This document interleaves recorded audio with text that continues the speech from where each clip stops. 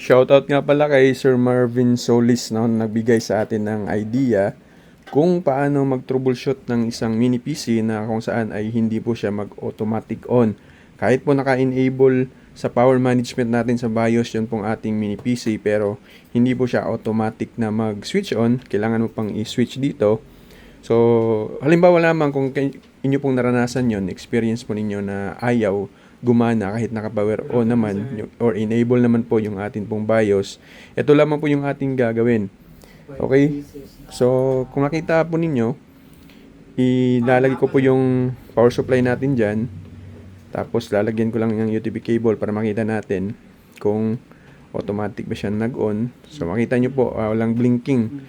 Wala pong light blinking dyan. So, ibig sabihin, hindi po siya automatic na nag-power yung on. For example lamang po, mayroon tayong mini PC, gusto natin na mag-automatic on pag nag-brown out.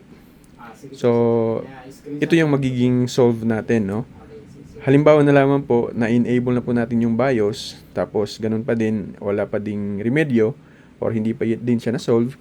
So, ang problema lang pala nito is, ito po yan mga kaibigan. Ito pong CMOS battery yung problema.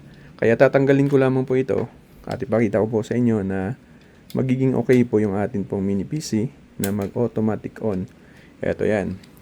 So, meron tayong bago dito. Ito yung bago. Ito naman yung luma. So, ngayon, pakita ko po sa inyo na i-test natin yung dalawa kasi 3 volts po ito. Kailangan natin matester to kung meron pa bang umabot pa ba ng 3 volts ito. Yan, pakita natin sa inyo. Ayan. So, tester ko to una. Nakita po ninyo is 0.043. Okay? So, ibig sabihin, hindi siya umabot ng 3 volts. So, ito namang bagong CMOS natin na nabili. Ayan, tester natin. Nakita nyo po is 3.340 volts. Ibig sabihin, pumatong po siya ng 3 volts. Ibig sabihin, good po yung atin pong CMOS na ito. So, ito nga po yung problema natin dito. So, ngayon, ilagay ko siya. Pakita ko lamang po sa inyo na magiging okay po ito. Ito lamang po yung problema niya. Okay?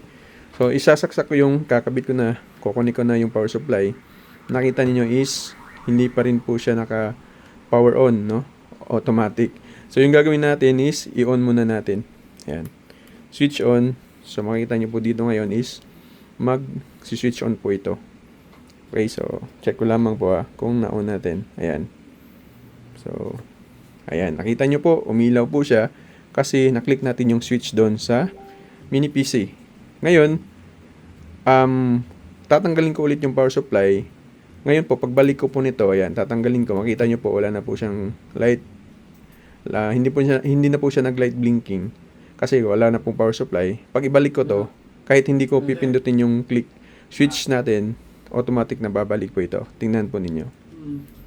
Ayan. So, ang idea na ito ay para po sa mga beginner, no?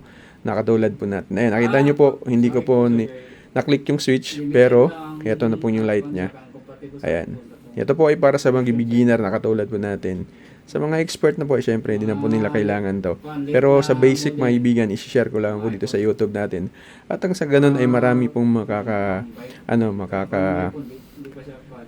avail ng atin pong simpleng tutorial na ito. Nakita nyo po, ayan, automatic na siya kasi napalitan natin ng bago yung kanyang CMOS. Actually, basic lamang po, pero napakahalaga po nito na dapat nating malaman at dapat ko pong ibahagi kasi wala pong nagtuturo po ng ganito. Ayan po. So, again, maraming salamat po kay Sir Marvin Solis.